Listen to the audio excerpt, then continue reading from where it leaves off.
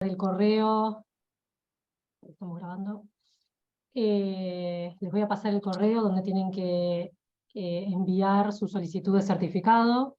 Les vuelvo a recordar, para aquellos que ya presenciaron la primera clase y los que no presenciaron, bueno, ya será el primer aviso, que una vez que termine el curso, a partir del 30 de agosto hasta el 15 de septiembre, vamos a estar recibiendo las solicitudes para los certificados. En ese correo van a tener que poner su, bueno, el correo ya va a estar en el correo, pero tienen que poner su nombre completo. Les solicito también que en este Zoom se conecten con el nombre como fueron inscritos en el formulario, que usen el mismo nombre, para también tener el control de la asistencia vía Zoom, porque ya, como habíamos dicho en la clase pasada, y como está en el formulario también de inscripción, para obtener el certificado es necesario tener el 80% de las clases asistidas y haber presenciado la clase durante el 80% del tiempo, digamos. Entonces eso se va a hacer mediante el control del Zoom también, con el formulario también de inscripción que les voy a pasar, y con la solicitud de ustedes vía el correo que les voy a pasar en breve les voy a pasar por el chat. Bueno, les pido también que, como la clase pasada, tengan los micrófonos apagados. Si quieren, siempre es mejor tener las cámaras prendidas para que las personas que están hablando puedan tener interacción con sus rostros. Bueno, creo que por el momento sería eso. Los certificados ya les había avisado que van a demorar un poco, pues la gran cantidad de gente que se inscribió al curso, así que tengan paciencia. Y bueno, cualquier cosita pueden consultarla vía chat. La clase va a estar organizada, o sea, sin interrupciones. Todas las preguntas van a ser hechas al final. Hoy tenemos tres profesores que van a dar su clase, y les pido que todas las preguntas que tengan las hagan escritas en el chat, y dependiendo de la cantidad van a ser leídas a lo sumo 5 o 6 preguntas, porque vamos a dejar un tiempito al final para responder a las preguntas. Pero bueno, debido al gran número de personas también tenemos que limitar la cantidad de preguntas que vamos a poder responder. Así que bueno, eso es todo. Hola. Los avisos protocolares. Muchas gracias, Brenda. Bueno, buenas tardes a todos. Mi nombre es Alejandro Perotti, soy uno de los que ha colaborado en la organización del curso. Estamos viendo que estamos llegando casi a los 150 participantes, y eso me hace hacer una cuenta matemática. Si el 10% de los abogados aquí presentes pidieran ante el juez nacional una opinión consultiva, y si la mitad de los jueces nacionales requeridos elevaran una opinión consultiva, Brenda no daría abasto para atender a las opiniones consultivas. Esperemos que este curso sirva para popularizar este instrumento. Me parece que aquí voy a expoliar un poco a nuestros ilustres conferencistas, porque la opinión consultiva, con sus sucedáneos en otros procesos de integración, llámese cuestión prejudicial, interpretación prejudicial, es, sin lugar a dudas, la principal y más formidable herramienta para lograr que una única norma regional se aplique en todo el territorio integrado de una manera uniforme. Seguramente nuestros tres juristas que hoy nos honran con su presencia van a concluir en algo. No hay herramienta más importante y trascendente como es la cuestión prejudicial, interpretación prejudicial o opinión consultiva para los mercosureños, más allá de algunas pequeñas diferencias que existen entre estos instrumentos. La idea de mi intervención va a ser, obviamente, Brenda va a leer formalmente el currículum de cada uno de nuestros tres expositores, a los cuales desde ya les agradecemos su tiempo. Para nosotros es una honra que estén aquí presentes. Y mi intervención va a ser para mostrarle una faceta que tal vez no está detallada en los currículos. Para mí, comenzando por el magistrado Hugo Gómez Apac, para mí es un placer y un honor presentar a Hugo. Hugo es de nacionalidad peruana, es uno de los magistrados que más decididamente ha impulsado la tarea del Tribunal de Justicia de la Comunidad Andina, tribunal que, para que ustedes tengan en cuenta, hasta el año pasado emitía unas 700 sentencias por año. Hugo es además uno de los autores de la aplicación de la teoría del acto aclarado en la jurisprudencia del Tribunal Andino, luego de 40 años en los cuales el tribunal había rechazado la aplicación de esta teoría. Ahora Hugo nos va a exponer cuál es el alcance de esta teoría, sin duda.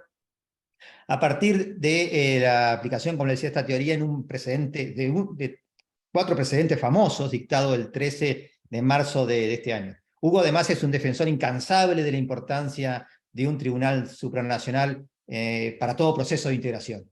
Tiene sin duda, Hugo, una muy fina y delicada pluma jurídica, así que, Hugo, un gusto, un placer y un honor recibirte.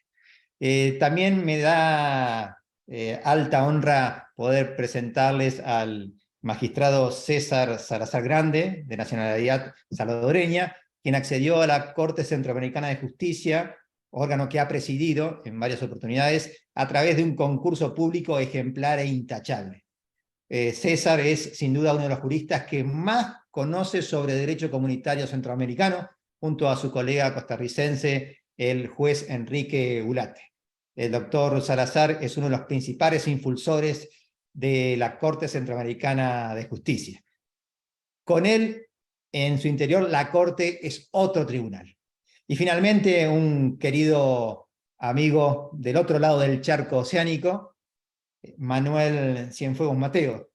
Manuel es un jurista intachable, gran conocedor del sistema jurídico de la Unión Europea, profesor de la Universidad de Barcelona, pero además conocedor de la labor del Tribunal de Justicia de la Unión Europea.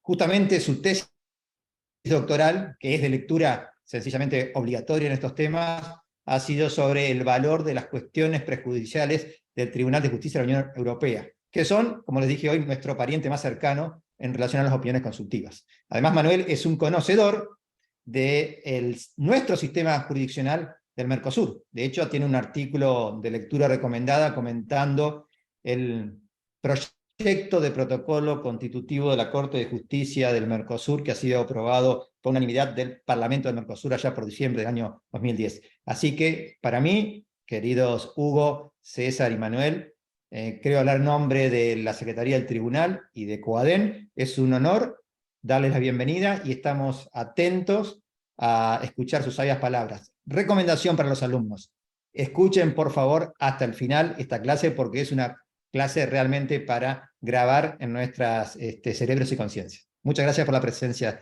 a los tres. Brenda. Bueno, sí, vamos a repasar ahora los currículums de los 3 expositores de hoy. Manuel Cienfuegos Mateo es doctor en Derecho por la Universidad Pompeu Fabra, catedrático de Derecho Internacional Público y Derecho de la Unión Europea en la UPF, magíster en Estudios Europeos por la Universidad Autónoma de Barcelona, licencia especial de Droit Européen por la Université Libre de Bruxelles, Bélgica, miembro del comité editorial o el consejo de redacción de, entre otras, las indexadas revistas Aportes para la Integración Latinoamericana, Revista de Estudios Autonómicos y Federales y Revista General de Derecho Europeo. Experto de organismos nacionales e internacionales como la Comisión Europea, el Parlamento del Mercosur y el Banco Interamericano de Desarrollo en proyectos de cooperación en América Latina y el Caribe. Profesor invitado y conferenciante en universidades europeas y americanas. Tiene más de 100 publicaciones académicas en revistas indexadas y editoriales de prestigio españolas e internacionales, en particular en temas relacionados con el derecho de la Unión Europea y el derecho de la integración. Por su parte, Hugo Gómez Apat es abogado titulado por la Universidad Nacional Mayor de San Marcos y magíster en Derecho de Empresa por la Universidad Peruana de Ciencias Aplicadas. Actualmente magistrado en el Tribunal de Justicia de la Comunidad Andina y profesor en la maestría en Derecho de la Propiedad Intelectual y de la Competencia de la Pontificia Universidad Católica del Perú, en la maestría en Derecho Administrativo Económico de la Universidad del Pacífico, en la Facultad de Jurisprudencia de la Pontificia Universidad Católica del Ecuador y en la Facultad de Derecho de la Universidad de las Américas del Ecuador. Ha sido presidente del Consejo Directivo del Organismo de Evaluación y Fiscalización Ambiental, director nacional de Asuntos Jurídicos en el Ministerio de Justicia y Derechos Humanos y asesor del despacho ministerial del Ministerio de Comercio Exterior y Turismo. En el Instituto Nacional de Defensa de la Competencia y de la Protección de la Propiedad Intelectual ha sido el vicepresidente de la Comisión de Protección del Consumidor. presidente de la comisión adscripta a la Oficina Regional de ICA, secretario técnico de la Sala de Defensa de la Competencia y asesor de la Gerencia Legal y secretario técnico de la Comisión de Libre Competencia. Por su vez, César Ernesto Salazar Grande, magistrado de la Corte Centroamericana de Justicia, presidente de mayo del 2016 a junio del 2017 y julio del 2019 a junio del 2020. Asesor del legal de la Secretaría General del Sistema de la Integración Centroamericana del 2003 al 2016, árbitro del Centro de Resolución de Conflictos de CIECA y CAFTA, DR 2013-2016, profesor de cursos de posgrado en Derecho Comunitario e Integración Regional en Universidades de Centroamérica, Argentina, Chile y España, profesor de Derecho Comunitario Centroamericano en la Universidad Jesuita José Simeón Cañas, UCA El Salvador, del 93 al 2006, miembro del Centro Interuniversitario para Estudios de la Integración, CIPEI, de la Universidad de Alcalá, de España, y UNAM, Nicaragua. Miembro honorario emérito de la Comisión de Juristas para la Integración Regional Mercosur, Argentina en agosto del 2019, abogado con estudios superiores en el Consejo General del Poder Judicial Español, Universidad Rafael Landívar de Guatemala y Universidad Carlos III de Madrid. Gracias, Brenda. Manuel, te cedo el uso de la palabra, anticipándote que Brenda tendrá la difícil y fea tarea de indicarte cuando falten 5 minutos que tu tiempo va terminando, y cuando falten 2 minutos te invitará a que vayas cerrando con tus conclusiones. Es todo tuyo el espacio, querido Manuel. Muchísimas gracias, Brenda. Muchísimas gracias, querido Alejandro. Muy buenas noches a todos desde España. Aquí son las 11:15 de la noche, aproximándonos a la medianoche de un periodo estival de vacaciones en que hace realmente mucho calor. Es un periodo canicular con mucho calor en estos días. Por lo que se ve también por algunas zonas donde estáis vosotros, pues sucede lo mismo. Antes que nada, quiero agradecer tanto al Tribunal Permanente de Revisión como al Consejo de Colegio y Órdenes de Abogados del Mercosur la invitación a la participación en el acto de hoy sobre la cuestión prejudicial europea, en mi caso, en el marco de una sesión con dos ilustres colegas que van a hablar de instrumentos procesales parecidos que existen en la comunidad andina y en el sistema de integración centroamericana y que sirven pues para comprender mejor el mecanismo procesal que tenéis en el Tribunal Permanente de Revisión dentro del Mercosur de las consultas.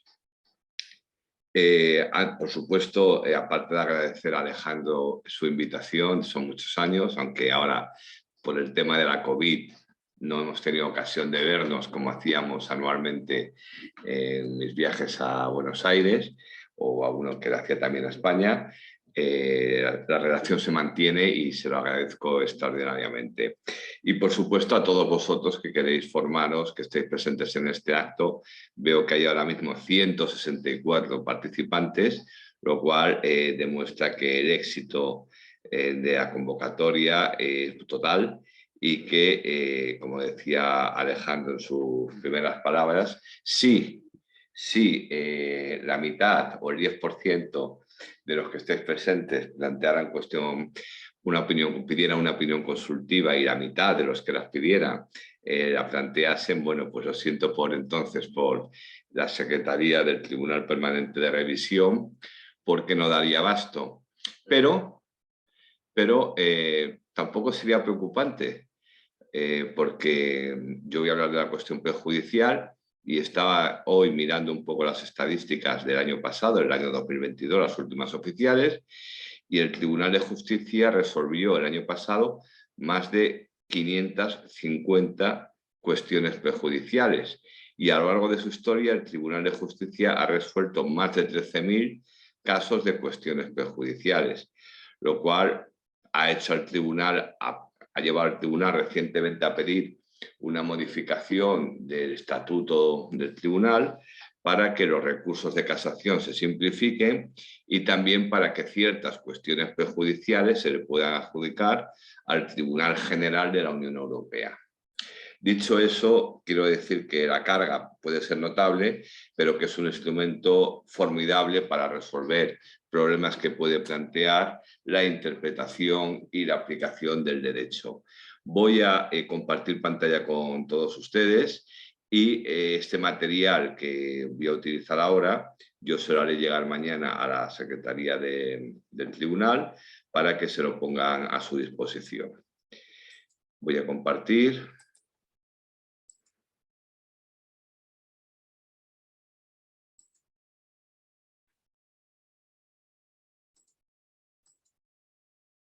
¿Estáis viendo? Sí, bien. Sí. Veis las diapositivas, ¿no? Vale, pues bien. Bien, el tiempo que tengo, que son 20 minutos a partir de ahora, o ya descuentan los 5 que llevo empleados. Dime, Alejandro, decime, Brenda, para saber. Son 30 en total, si son 25 mejor todavía, así te dejamos Vale. para más preguntas. Perfecto, bien, pues mirad, me salto la presentación, soy profesor de la Universidad Pompeu Fabra, ya han hecho la presentación de mí y estoy encantado de estar con vosotros participando en este curso de formación en Derecho de Integración Mercosur sobre opiniones consultivas solicitadas por los órganos jurisdiccionales nacionales, aspectos teóricos y procesales. En mi caso, mi intervención es sobre la cuestión prejudicial del Tribunal de Justicia de la Unión Europea. Y aquí tenéis la sede del Tribunal de Justicia de la Unión Europea, que está en Luxemburgo, en la ciudad europea de Luxemburgo. Estas son las sedes del tribunal, cuya función básica es garantizar el respeto de la legalidad comunitaria. Y para ello, aunque se hable del Tribunal de Justicia o del Tribunal de Justicia de la Unión Europea, el Tribunal de Justicia de la Unión Europea es el Poder Judicial Europeo. Y dentro de ese Poder Judicial Europeo hay dos órganos, que son el Tribunal de Justicia y el Tribunal General, hoy por hoy, Tribunal de Justicia y Tribunal General. Hubo en el pasado otro tribunal, que era el Tribunal de la Función Pública, pero en el año 2016 desapareció y las funciones fueron asumidas por el Tribunal General. Y tenemos un Tribunal General compuesto por un juez por cada Estado miembro y 11 abogados generales, y un Tribunal de Justicia y un Tribunal General compuesto por hoy en día por dos jueces por cada uno de los Estados miembros. Por tanto, somos 27 Estados por 54 jueces en estos momentos. Con la función, decía antes, garantizar la legalidad comunitaria, pero según el tratado, según el artículo 19 del Tratado de la Unión Europea del año 2007, su función básica es el respeto del derecho, la interpretación y aplicación de los tratados. Y para eso el artículo 19 del Tratado de la Unión Europea, Tratado de Lisboa del año 2007, establece ciertas categorías de recursos. Categorías de recursos en las que solo el Tribunal de Justicia de la Unión Europea, sea el Tribunal de Justicia órgano o el Tribunal General, también órgano, pero la institución Tribunal de Justicia de la Unión Europea, el equivalente pues, a vuestro Tribunal Permanente de Revisión, tiene capacidad de decisión. Recursos interpuestos por un Estado miembro, por una institución de la Unión Europea o por personas físicas o jurídicas, por ejemplo, recurso a anulación, recurso de incumplimiento contra los actos de los Estados miembros, recurso de nulidad de los actos vinculantes de las instituciones de la Unión Europea, recurso de inactividad de las instituciones de la Unión Europea cuando debían actuar no lo hicieron, o un recurso muy frecuente, recurso de responsabilidad extracontractual de la Unión Europea, cuando ésta actúa puede causar un daño y en su acción o en su omisión ese daño lo tiene que reparar. Esto sería una categoría fundamental de recursos, de los que hay una legitimación directa para acudir ante el Tribunal de Justicia. Luego tenemos el objeto de esta sesión conmigo, con carácter prejudicial, a petición de los órganos jurisdiccionales nacionales, se pronuncia sobre la interpretación del derecho de la Unión o sobre la validez de los actos de las instituciones de la Unión. Es, sin duda, la principal competencia del Tribunal de Justicia de la Unión Europea, tanto por el número de asuntos que han llegado ante él, como por la importancia de las soluciones que ha ido aportando a lo largo de los años para preservar, si queréis, para preservar y consolidar el proceso de integración europea. Y luego hay una categoría residual, otros casos previstos por los tratados, por ejemplo, pues cláusulas compromisorias, en virtud de compromisos, para juzgar si un acuerdo internacional que va a celebrar la Unión Europea es conforme con los tratados, el control de convencionalidad se le atribuye al Tribunal de Justicia. Vamos a ir, esto es lo que estaba diciendo, y aquí se plantea una cuestión simplemente que quiero destacar. La jurisdicción del tribunal es una jurisdicción obligatoria desde el momento en que los estados firman los tratados y es una jurisdicción obligatoria con competencia exclusiva y excluyente respecto de cualquier otro sistema de solución de diferencias. Por tanto, en todos los casos que tenéis aquí enumerados, de recursos directos, anulación de actos de instituciones de la Unión, declaración de incumplimientos de los Estados miembros, constatación de las omisiones de las instituciones comunitarias, cuestiones prejudiciales, etc., en todos los casos solo se puede acudir ante el Tribunal de Justicia de la Unión Europea. No se puede acudir a otro sistema de solución de diferencias, no se puede acudir tampoco a las jurisdicciones nacionales para resolver estos casos. Dicho de otra manera, no cabe el forum shopping. Y eso está previsto expresamente en los tratados constitutivos de la Unión, en los artículos 274 y 344 del TFUE. El Tratado de la Unión Europea, la Carta Constitucional de la Unión, el Tratado de Lisboa se firmó en el 2007 y hay una parte que es el Tratado de la Unión Europea y otra parte que es el Tratado de Funcionamiento de la Unión Europea. Y todo ello, este conjunto de competencias, lo dejo abierto para el debate por si queréis, lleva a plantear primero si el Tribunal de Justicia de la Unión Europea es un tribunal de naturaleza, entre comillas, constitucional o más bien internacional. Yo diría que tiene una naturaleza más constitucional que internacional. Y por otro lado, si existe un poder judicial autónomo y supremo en la Unión. Y avanzo que en mi opinión, y así lo defendí en su momento en la tesis doctoral que amablemente recordó antes el doctor Perotti, creo que sí que es un poder judicial autónomo y supremo en la Unión, porque sus decisiones solo pueden ser enmendadas si los Estados miembros se ponen de acuerdo por unanimidad en reformar los tratados en relación con las disposiciones a los que afecten sus decisiones. Por supuesto, la firmeza o las sentencias concretas que contengan su razón de decidir, que hayan resuelto casos, estas no pueden ser modificadas. Y vamos directos a la cuestión prejudicial. Está regulada en este artículo. Artículo 267 del Tratado de Funcionamiento de la Unión Europea. Estos textos los vais a tener mañana, así que simplemente lo he puesto el texto del artículo que regula la cuestión prejudicial, diciendo en blanco, letra redonda, la letra normal del tratado y resaltándolo en amarillo las cuestiones que tienen que ver con la cuestión prejudicial más importantes de la regulación. ¿Qué significa la cuestión prejudicial? ¿Sobre qué actos se puede plantear cuestión prejudicial? ¿Quién puede pedir una cuestión prejudicial? ¿En qué condiciones se puede solicitar una cuestión prejudicial? ¿Y qué pasa en los asuntos privados en los asuntos que afectan a personas que están privadas de libertad? Bien, yendo rápido, cuestiones diversas que plantea la cuestión prejudicial.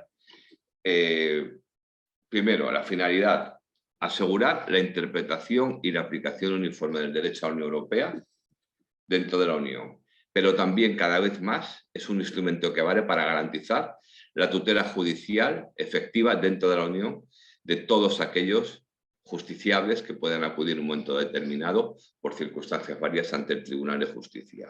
No solo asegura la interpretación, no solo asegura un control de validez, también la tutela judicial y, de hecho, si luego tenemos tiempo en el debate, os puedo poner algunos ejemplos. Por otro lado, ¿qué naturaleza tiene la cuestión prejudicial? No es un recurso directo. Ustedes y yo, abogados, no tenéis legitimación para acudir ante el Tribunal de Justicia. Solo lo tienen los jueces nacionales. Son los únicos que pueden acudir. Y lo pueden acudir cuando en un litigio en el que ellos están que ellos están resolviendo, en que se plantea la interpretación o la aplicación del derecho europeo, o se plantea alguna cuestión que pueda estar implicado el derecho europeo, por ejemplo, un conflicto con el derecho nacional o con alguna norma internacional, ese incidente, esa cuestión que se plantea, no la puede resolver en principio el juez nacional, en ciertas condiciones sí, en otras no, y lo que tiene que hacer es acudir ante el Tribunal de Justicia cuando se cumplen esas condiciones. Y aquí está lo fundamental, cuáles son esas condiciones, que os diré dentro de un momento. Pero el incidente se pasa al Tribunal de Justicia para que éste resuelva. Avanzo ya. Hoy por hoy, lo he dicho antes, hoy por hoy las cuestiones prejudiciales son competencia exclusiva del órgano Tribunal de Justicia, no del Tribunal General, aun cuando se está estudiando el tema a petición del Tribunal de Justicia para ver si algunas cuestiones prejudiciales, algunos tipos de cuestiones prejudiciales en ciertas condiciones se pueden llevar ante el Tribunal General, pero hoy por hoy no. La idea fundamental es que con una cooperación entre el Tribunal Nacional, los Tribunales Nacionales y el Tribunal de Justicia se pueda adoptar una decisión plenamente respetuosa en el litigio interno, plenamente respetuosa con el derecho de la Unión, que facilite la aplicación uniforme del derecho de la Unión y proteja esos derechos que tiene concedidos por la Unión Europea los ciudadanos, los nacionales, los residentes en la Unión, en los casos en los que éste les sea aplicable. Empezamos la complicación, que es un poco también lo que vais a ver cuando se examine las opiniones consultivas. ¿Qué órganos judiciales cooperan? Por un lado, el Tribunal de Justicia órgano. Por otro lado, los tribunales nacionales. Ahora bien, cuando un órgano tiene naturaleza judicial a nivel europeo, cuando se caracteriza como tal, como órgano judicial, por el derecho interno, puede pedir una cuestión prejudicial. Pero también hay órganos que no son de naturaleza judicial, que pueden plantear cuestión prejudicial al Tribunal de Justicia cuando tienen dudas respecto a la interpretación o la aplicación del derecho de la Unión. Siempre que su estatuto les garantice independencia e imparcialidad, estatuto jurídico, y que además estén llamados a resolver cuestiones jurídicas, a resolver litigios, aplicando derecho mediante decisiones obligatorias. Por tanto, órganos que son administrativos, que a nivel europeo abundan, órganos sobre todo en el ámbito, por ejemplo, tributario, tribunales económico-administrativos en España, Consejo de Estado en algunos países, órganos que no son realmente judiciales, sino que son administrativos, pueden plantear cuestión prejudicial. ¿Por qué? Porque tienen un estatuto jurídico que les asemeja a un órgano judicial, aunque no sean formalmente parte de la jurisdicción, parte del poder judicial de un Estado. Por supuesto, un tribunal constitucional, que tampoco suele formar parte del orden del poder judicial de un Estado, puede plantear cuestión prejudicial. Otra cosa es que no les gusta hacerlo mucho y que además cuando lo hacen se plantean problemas importantes, como ha sucedido recientemente a nivel europeo, en algunos casos en relación con bonos, con el Tribunal Constitucional alemán, el Tribunal Constitucional italiano, incluso el Tribunal Constitucional español. Para haceros una idea, os he dicho antes que se han planteado más de 13.000 cuestiones prejudiciales y de órganos constitucionales, de tribunales constitucionales, no llegan a 50. Como idea de lo poco que les gusta someter su decisión a la opinión del Tribunal de Justicia, teniendo en cuenta que la opinión del Tribunal de Justicia es obligatoria para ellos. Y por tanto, si lo hacen, tienen que respetar lo que el Tribunal de Justicia ya ha dicho en caso de que sea aplicable al litigio. Órgano judicial no son los tribunales internacionales, pero el Tribunal de Justicia en un caso dijo que el Tribunal del Benelux, el Tribunal de Justicia del Benelux, que es un órgano internacional de 3 países de la Unión, podía plantear cuestiones prejudiciales. Si esto luego ha sido más restrictivo, porque si esto fuera así, pues también el Tribunal de Patentes Europeas u otros tribunales que se están creando a nivel internacional podrían llegar a plantear cuestión prejudicial. Pero la idea es que sean los jueces nacionales de los Estados miembros. Por otro lado, os decía que al Tribunal General se está estudiando si se le atribuyen competencias prejudiciales, para resolver determinadas cuestiones prejudiciales. Como todavía está discutiéndose, no voy a incidir en ello por falta de tiempo. ¿Qué actos pueden ser objeto de cuestión prejudicial? Cualquier acto de derecho europeo puede ser objeto de cuestión prejudicial de interpretación, incluidos actos no obligatorios. Un dictamen, una recomendación, una carta. Lo que importa no es que sea o no obligatorio, lo que importa es que pueda servir al juez nacional, le pueda facilitar la decisión del litigio interno. En cambio, cuando se trata de la cuestión prejudicial de validez, solo pueden ser objeto de la misma los actos obligatorios. Pero ojo, que aquí el Tribunal de Justicia siempre ha dicho que no importa la denominación del acto. O sea, no hace falta que se llame decisión o tratado. Lo que importa es los efectos jurídicos que produzca sobre terceros, sobre los particulares, sobre los destinatarios. Si un acto produce efectos jurídicos sobre el destinatario, se llame como se llame, se puede impugnar su validez ante el Tribunal de Justicia de la Unión Europea. Y eso está planteando algunas cuestiones, bueno, pues en relación con algunos actos internacionales que no están muy claros últimamente qué son, que parecen gentleman agreements, pero parece que por otro lado van a producir más efectos que los propios estos políticos de actos desprovistos de obligatoriedad, que está planteando difíciles cuestiones que se va solucionando caso por caso. Lo más importante, no se pueden plantear cuestiones prejudiciales sobre las normas nacionales. Se tiene que plantear sobre el derecho europeo, derecho de la Unión.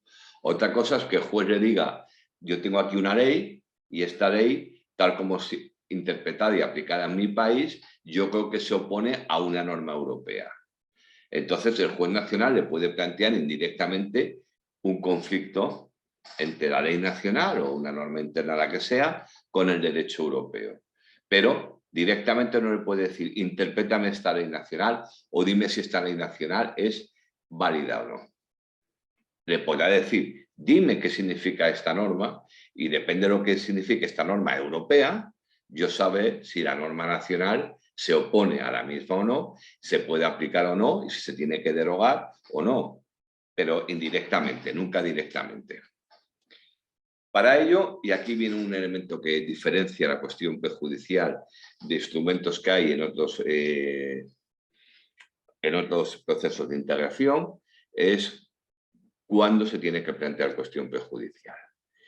Profesor, sí. solo para el aviso que Perotti me encomendó, que le quedarían unos 5 minutitos. Vale, muy bien. Bueno, gracias. Bien, no te preocupes. Gracias, Brenda, por el aviso. ¿Cuándo tiene que plantearse cuestión prejudicial? Cuando la cuestión es necesaria. ¿Y cuándo es necesaria? Muy simplificadamente. Cuando la cuestión es pertinente, esto es cuando puede ser relevante para fallar el caso, y cuando la cuestión es seria, esto es cuando hay unas dudas reales sobre la interpretación del derecho europeo. Y aquí hay una jurisprudencia europea muy importante que diferencia a lo que se hace en otros procesos de integración, en que el Tribunal de Justicia en ciertas condiciones confía en el juez nacional y le permite que determine si la cuestión es seria, esto es, si hace falta la interpretación, si el acto es claro. Y si el acto es claro, el juez nacional puede fallar el litigio sin tener que acudir ante el Tribunal de Justicia. Eso sí, con condiciones. O sea, no se trata de un cheque en blanco. Pero hay determinadas sentencias que así lo han permitido, como el asunto Zilfried. Por otro lado, la sentencia es prejudicial, tiene efectos erga omnes, bien de cosa interpretada o de cosa juzgada, si es de validez, y suele tener efectos retroactivos en el tiempo, aunque el Tribunal de Justicia puede limitar, puede modular la retroactividad de manera que solo produzca efectos para el futuro. Es una de las razones por las que se dice que el Tribunal de Justicia es activista judicial y tiene naturaleza constitucional, porque esto es propio de un tribunal constitucional. Y luego, un último elemento que quiero comentar, la jurisprudencia es obligatoria, la sentencia es obligatoria, pero la jurisprudencia del Tribunal de Justicia también.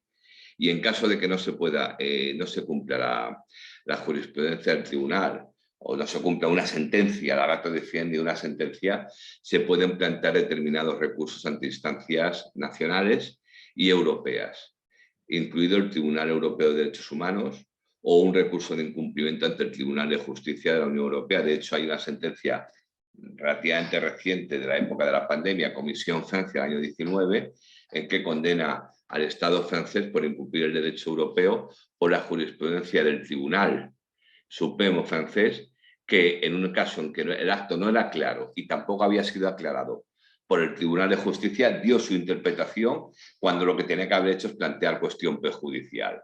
Y aquí es un caso muy claro en cómo hay que cooperar de manera leal y si no, pues cómo puede haber sanción por ese incumplimiento. Bien, en esta diapositiva tenéis un poco el itinerario que hay. El tribunal, el juez acuo, que es el Tribunal Nacional, tiene una duda sobre el derecho de la Unión. Esa duda del derecho de la Unión se la plantea al Tribunal de Justicia, que es el juez acuo. El Tribunal de Justicia dicta la sentencia prejudicial y el juez nacional resuelve el proceso nacional respetando, aplicando la sentencia prejudicial cuando sea aplicable al caso. Aquí tenéis un caso que podéis ver cómo se plantea el tema del acto claro en relación con la cuestión prejudicial, un asunto clave, un key case, living case a nivel europeo, que es el caso Cirfit del año 82, en cómo llegó, lo podemos si queréis comentar después. ¿Qué contenido tiene que tener la cuestión prejudicial? Según el artículo 94 del Reglamento de Procedimiento del Tribunal de Justicia, pero fundamentalmente la idea es que al juez europeo, el juez nacional le tiene que explicar por qué quiere que le resuelva esa duda, qué duda tiene y por qué quiere que se la resuelva, cómo le va a ayudar para fallar el caso. Si no se lo explica, el Tribunal de Justicia puede declarar inadmisible la cuestión. Y luego, para acabar, simplemente pensar que a través de la cuestión prejudicial se ha desarrollado notablemente lo que se llama el acervo judicial comunitario, si queréis, el patrimonio de derechos y obligaciones que nos une a los europeos y a cualquier persona que esté en la Unión Europea, ¿no?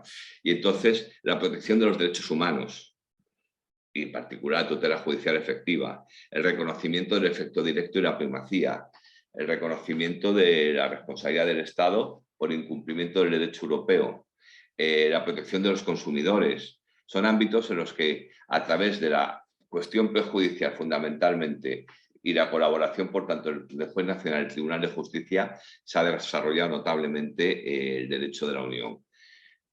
Mi conclusión, hacen falta instituciones fuertes para defender los derechos que otorgan las normas comunes, en este caso las normas de la Unión Europea, de un proceso de integración, si se quiere realmente que éste cumpla sus funciones. En el caso europeo es así. No siempre tiene por qué ser así, pero en el caso europeo, con instituciones fuertes y con institucionalidad reforzada, se ha conseguido que el derecho de la Unión Europea avance incluso cuando hay estados, como puede ser la situación actual, que no parecen muy contentos con la construcción europea y por eso los estados o los resultados de algunas elecciones populares en algunos países como Hungría, Polonia y demás. Pero bueno, me queda a vuestra disposición sentencias claves del Tribunal de Justicia y luego una bibliografía básica, incluida una referencia a un estudio mío, sobre la cuestión prejudicial. Si queréis ver cómo se plantea la cuestión prejudicial, mirad estas recomendaciones, os he puesto el link y ahí os dicen cómo se tiene que hacer todo esto que os he estado explicando de la manera más breve posible. Espero que os haya quedado claro. Quedo a vuestra disposición para las preguntas. Muchas gracias. Bueno, muchas gracias, profesor Manuel. Ahora le pasamos la palabra al profesor Hugo Gómez Apac, que va a hacer su exposición también en el mismo tiempo, alrededor de 25 minutos, y voy a estar avisando 5 minutos antes de que se termine el tiempo.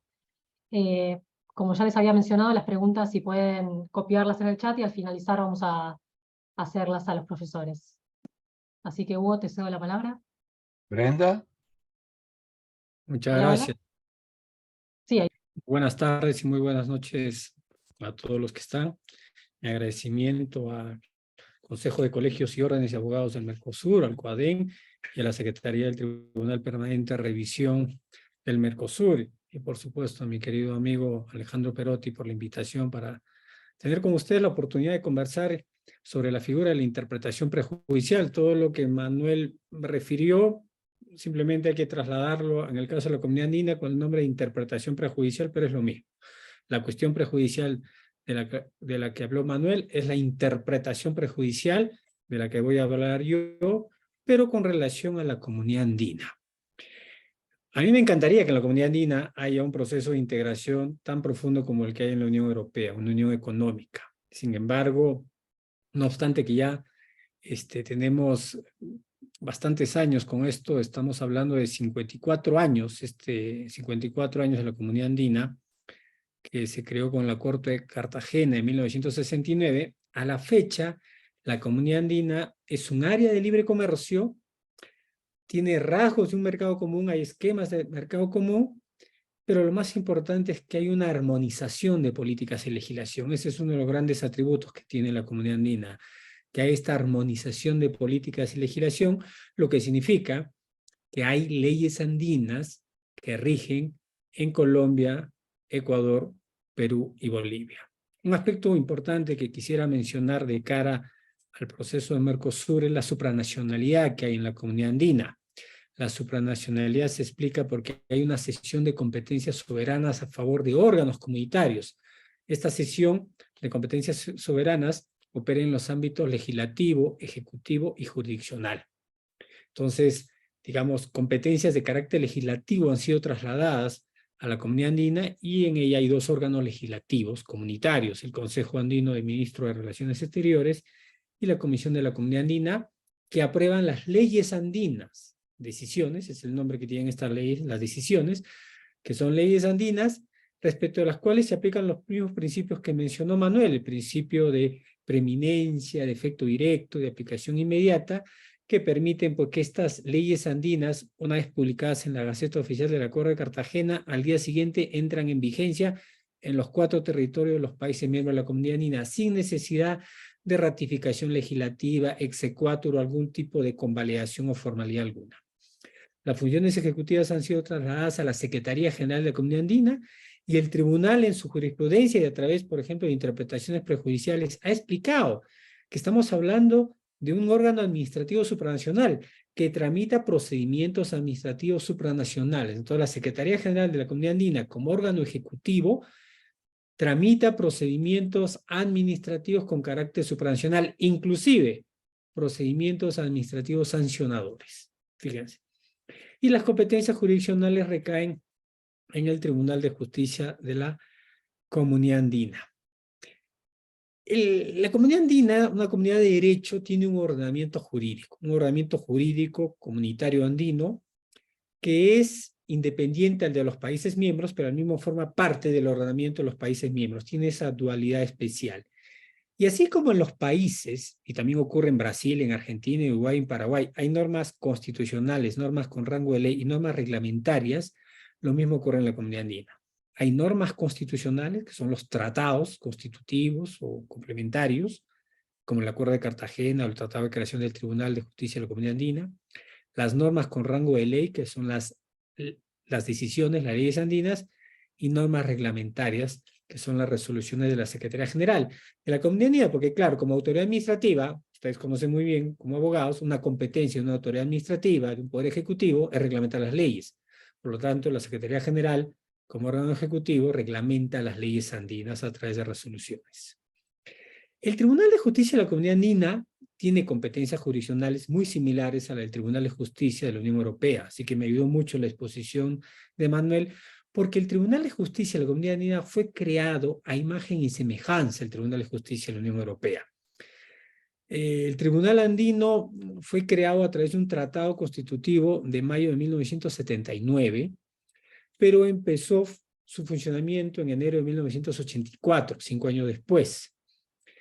Y empezó con la emisión de interpretaciones prejudiciales 3 años después, en 1987. Entonces podemos hablar que el Tribunal Andino ya tiene unos 39 años de funcionamiento y 36 años expidiendo interpretaciones prejudiciales, cuestiones prejudiciales. En un menor número, evidentemente, que el tribunal, por lo que vi las cifras que decía Manuel, más de 13.000, el tribunal está en la mitad. A la fecha ha emitido un poco más de 6.600 interpretaciones prejudiciales. Pero claro, voy a explicar ahora por qué también en un momento, a raíz del acto aclarado, por qué el volumen, porque en verdad hay muchas interpretaciones que son repetitivas. El Tribunal Andino resuelve controversias es una de las funciones principales que tiene, controversias entre los países miembros, controversias entre los órganos comunitarios, entre los países miembros y los órganos comunitarios, y también con los ciudadanos andinos, controversias entre ciudadanos andinos y países, entre ciudadanos andinos y órganos comunitarios. Pero también tiene la misma función del Tribunal de Justicia de la Unión Europea de garantizar la aplicación uniforme del derecho comunitario. Allá, pasando el Atlántico, el derecho comunitario europeo, aquí en América, el derecho comunitario andino. Y la interpretación prejudicial es ese mecanismo procesal a través del cual se garantiza esta aplicación uniforme y coherente del derecho andino. Se había mencionado que hay una armonización de políticas y legislación. Bueno, se han expedido más de 900 leyes andinas, ¿ya? Más de 900 leyes andinas, que, bueno, no todas están vigentes, sino he mencionado el número en total, pero estamos hablando de muchas materias contenidas en el derecho andino que rigen en los países, en los estados. Hablo de los temas tributarios, temas aduaneros, temas de propiedad intelectual, temas de transporte, temas de telecomunicaciones, temas de electricidad, temas sobre de ámbito de los consumidores, temas ambientales. Entonces, es muy prolija el ámbito de materias que están reguladas en el derecho andino. Hay materias que han generado más interpretaciones prejudiciales que otras, es verdad. La materia que genera más interpretaciones prejudiciales es la de propiedad intelectual, y luego le siguen los temas tributarios aduaneros, y luego vienen los otros temas. Por eso es que a veces somos muy conocidos como una corte que ve temas de propiedad intelectual, porque más del 90% de las interpretaciones prejudiciales que emite el Tribunal Andino son sobre propiedad intelectual, pero hay muchísimas y muy importantes en las otras materias, tributario, aduanero, de comercio, competencia, ambiental, etc. En la Comunidad Andina tenemos dos tipos de interpretación prejudicial, la de carácter obligatorio y la de carácter facultativo, ¿ya? Voy a explicar ambas. Primero, la obligatoria. Opera la interpretación prejudicial obligatoria cuando el juez nacional va a resolver una controversia en sede nacional, estamos hablando de un proceso judicial nacional, y al momento de resolver esta controversia tiene que aplicar el derecho andino. Entonces, como tiene que aplicar el derecho andino para resolver la controversia y es un juez de única o última instancia, está obligado a solicitar interpretación prejudicial. Esa es la interpretación prejudicial obligatoria, la obligatoria.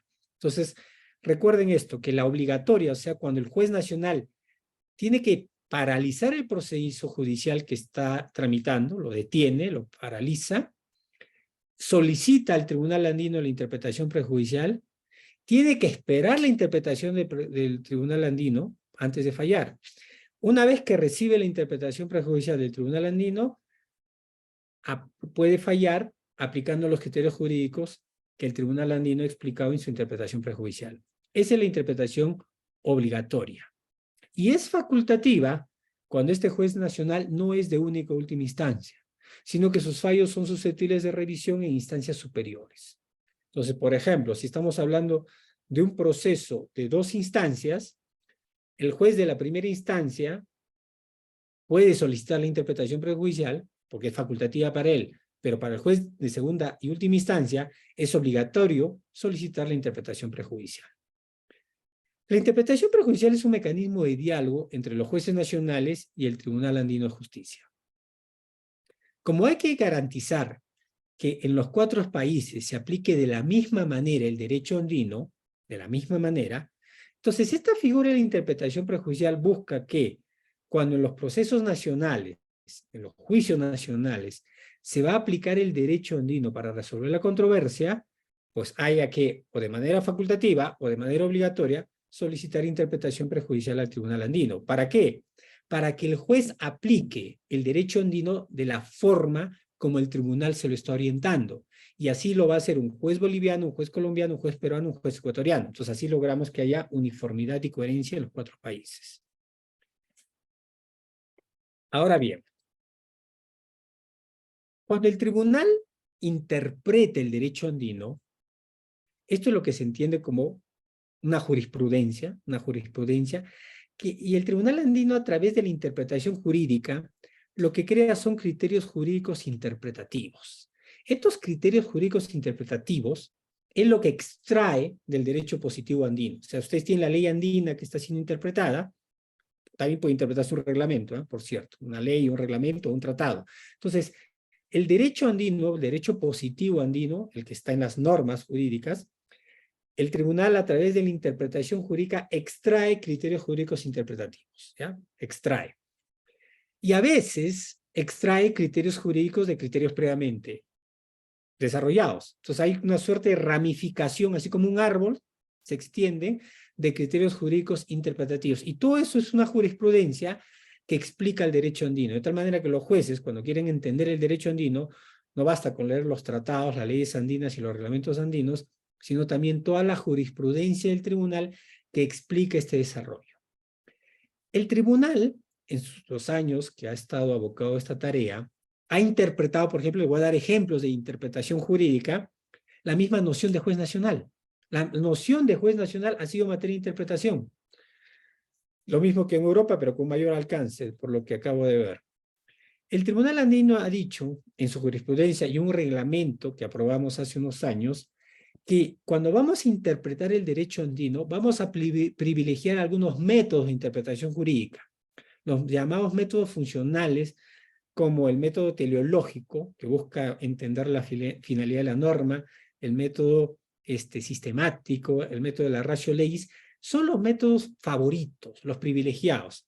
No se descartan los otros métodos, el método evolutivo, que lo hemos aplicado varias veces, obviamente el método gramatical o literal, el método histórico, pero se ha privilegiado los de carácter funcional y sobre todo el teleológico, el que busca la finalidad de la norma andina. Desde esa perspectiva, por ejemplo, el tribunal dijo, muy bien, ¿quiénes son jueces nacionales? Pues jueces nacionales son los que ejercen funciones jurisdiccionales, jurisdictio, es decir, derecho, como decía Manuel hace un momento. Pues bien, en la comunidad andina, los árbitros ejercen funciones jurisdiccionales. Las constituciones y las leyes en los países andinos reconocen al arbitraje como una función jurisdiccional. Un laudo es como una sentencia que tiene la calidad de cosa juzgada, independientemente del recurso especial de nulidad. Entonces, en el año 2011, a través de una sentencia del año 2011, el tribunal dijo, dentro de la calificación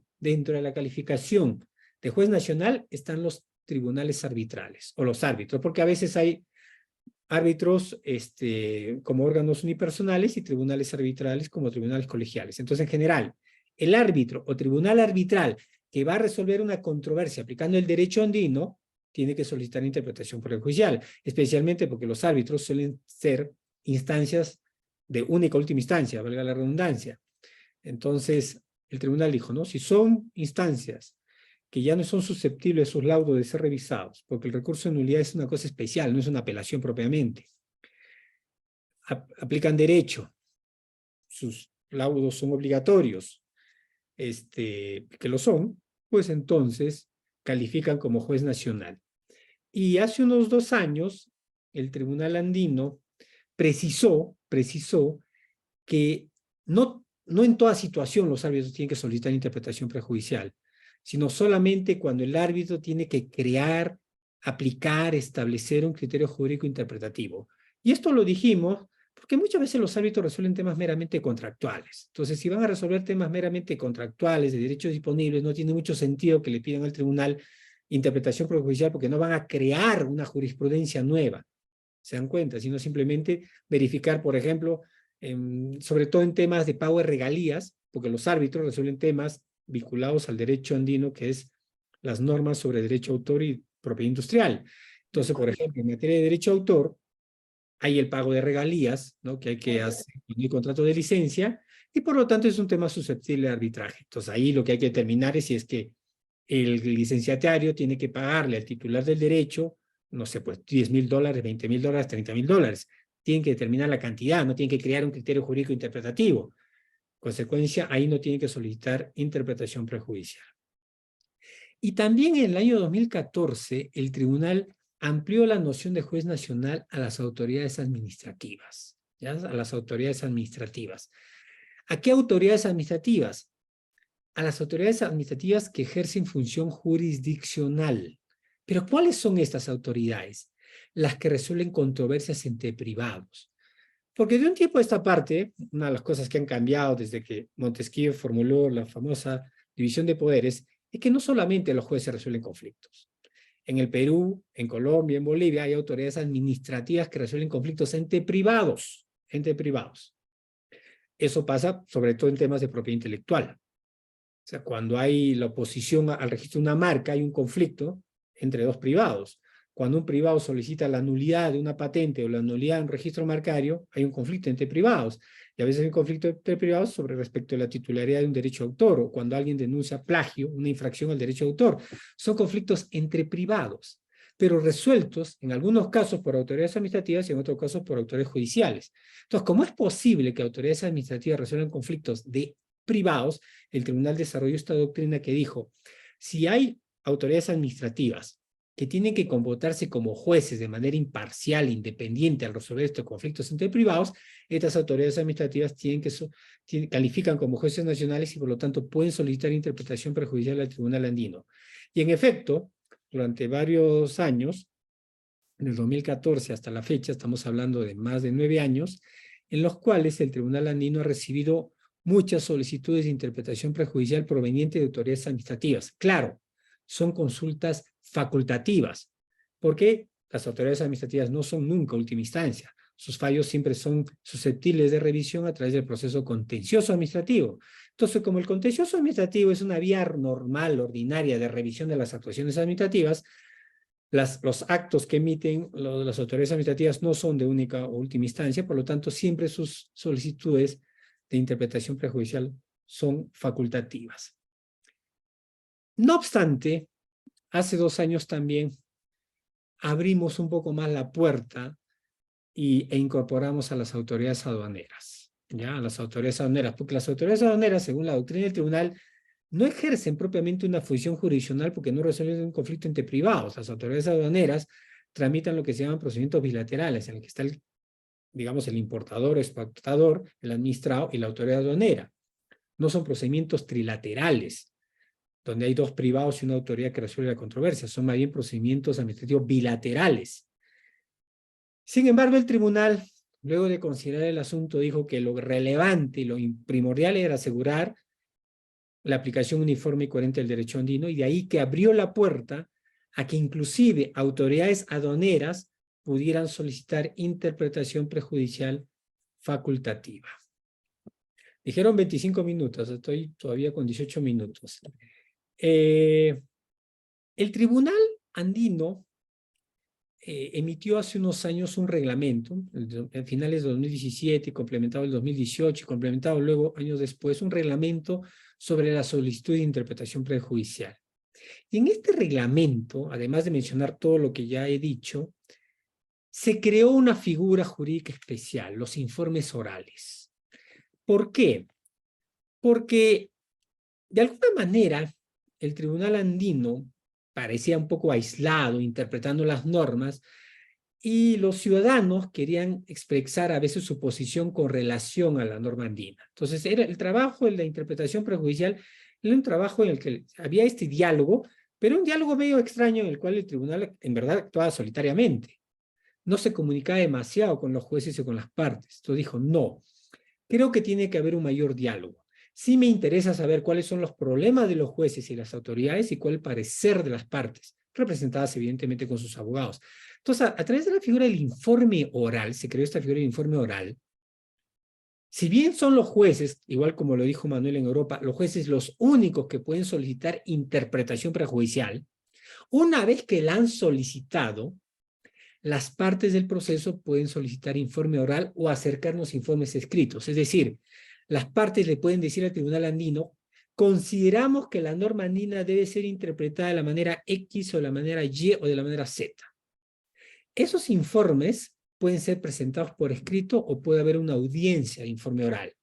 Una audiencia en la cual las partes van a exponer sus pareceres y hemos tenido 5, 6 a 7, y en estos años creo que unas 6 o 7, 6 informes orales. O sea, tampoco que había una gran cantidad. De hecho, inclusive cobramos una costa procesal por estos informes orales. Esto ha permitido que el tribunal se alimente con mayores elementos de juicio al momento de interpretar una norma. Porque estos informes orales no solo pueden asistir las partes, se invita a instituciones nacionales, a instituciones, organizaciones internacionales. Recuerdo un informe oral, por ejemplo, que era sobre derecho de autor, en el cual una de las partes solicita que haya informe oral, se concede la audiencia de informe oral, pero se invita a todas las oficinas de derecho de autor de los 4 países miembros. Y se invita también a un representante de la Asociación Interamericana de la Propiedad Intelectual, la CIPI, y también a las asociaciones nacionales de propiedad intelectual, y casi todos asistieron. Fue una audiencia muy grande. Entonces, fíjense ustedes que el tribunal, para conocer muy bien el derecho andino, escuchó a los abogados de las partes, pero también escuchó a las oficinas de derecho de autor, a los expertos de derecho de autor de las asociaciones nacionales e inclusive a una organización internacional como ACIPI. Lo mismo también nos pasó en un tema aduanero, donde escuchamos a las partes, pero también a las oficinas nacionales de aduanas, a las aduanas nacionales. Entonces, así el tribunal encontró mayores elementos de juicio. Termino con el acto aclarado. El acto aclarado que, por razones de tiempo, Manuel no entró al detalle, pero la Unión Europea, el Tribunal de Justicia de la Unión Europea, en un caso, en el caso de Acosta en Sheikh de 1963, aplicó la figura del acto aclarado, que básicamente significa lo siguiente. Si ya el Tribunal de Justicia ha interpretado una norma, carece de sentido volverlo a hacerlo ante sucesivos o posteriores pedidos. El tribunal andino empezó expidiendo interpretaciones prejudiciales en 1987, les mencioné, pero aplicó la teoría el tribunal andino de que cada caso ameritaba una interpretación prejudicial. Hizo una interpretación en la cual la interpretación prejudicial es respecto de cada caso concreto, respecto de cada caso concreto, respecto de cada caso concreto. Esto que en un principio tenía por objeto garantizar la uniformidad, luego generó un gran problema que reventó este año, en marzo, como lo dijo Alejandro, que fue que como se aplicaba para cada caso concreto, empezamos a tener solicitudes repetitivas. O sea, eso que la Unión Europea quiso evitar con la figura del acto aclarado, el tribunal andino empezó a sufrir. Y por eso es que hablo de 6.600 interpretaciones, pero de esas 6.600 seguramente unas 4.000 son interpretaciones prejudiciales repetitivas. ¿Por qué razón? Porque a pesar de que el juez sabía la respuesta del tribunal, estaba obligado a solicitar lo mismo, es decir, imagínense ustedes que el tribunal había solicitado la interpretación del artículo 136A de la decisión 486, que es la norma andina sobre propiedad industrial.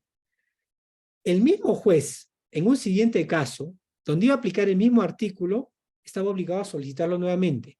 Y otro juez, sabiendo esta interpretación prejudicial, igual tenía que solicitarlo. Ese artículo, el 136A, debe haber sido interpretado unas 1.000 veces.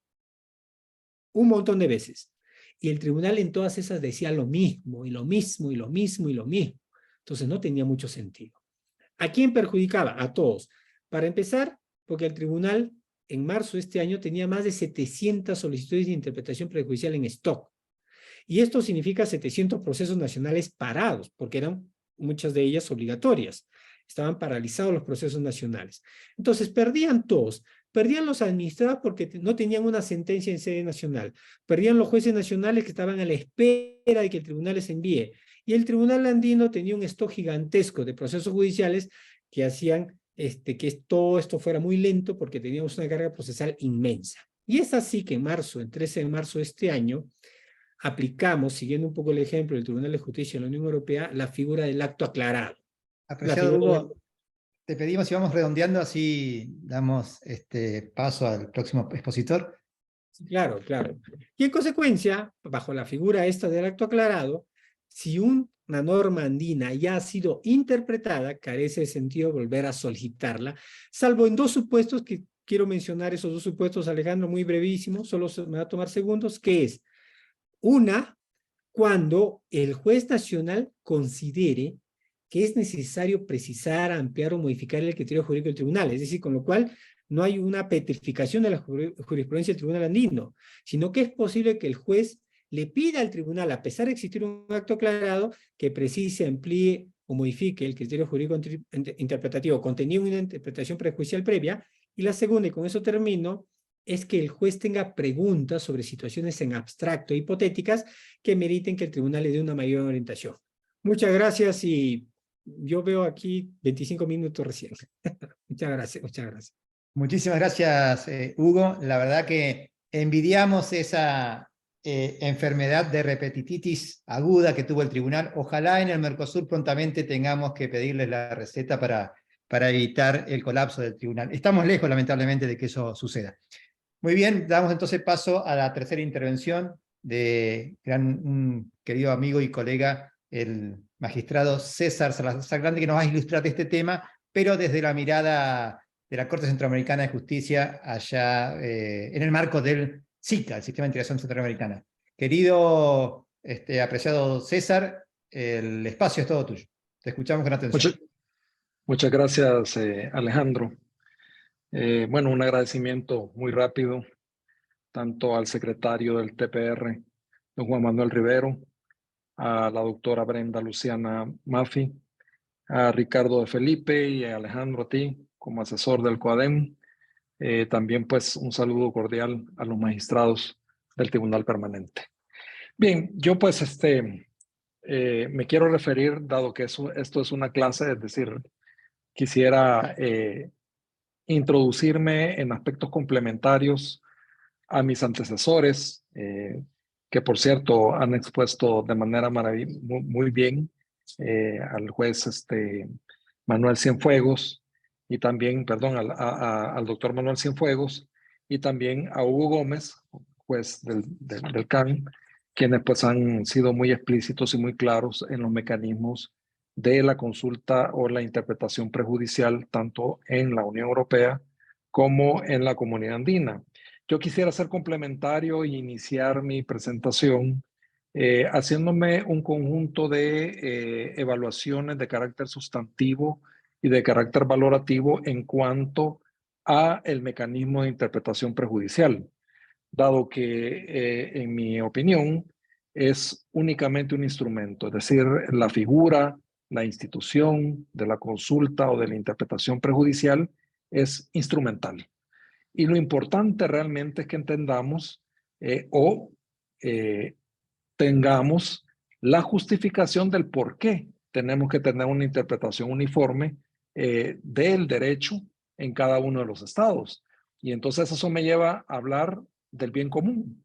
Es decir, si el bien común entre varios estados no lo conseguimos mediante la aprobación de normas y aplicación de normas cada uno de nosotros, entonces no estamos haciendo absolutamente nada como países en un proceso de integración regional.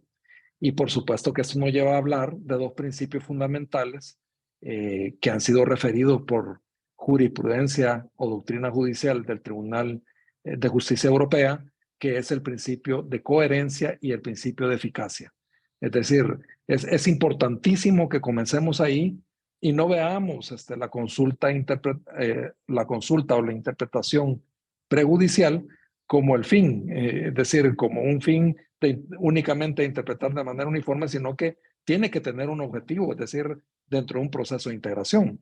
Y en ese sentido, es importante que nosotros sepamos que en el caso del sistema de la integración centroamericana, que actualmente cuenta con más de 1.500 a 2.000 instrumentos jurídicos entre tratados, reglamentos, resoluciones de carácter vinculante aprobados por los consejos de ministros, entre ellos 300 o más en materia económica, tenemos que entender que la aprobación reglamentaria y su aplicabilidad de manera común es importante para que ese objetivo se logre de manera eficaz y de manera coherente.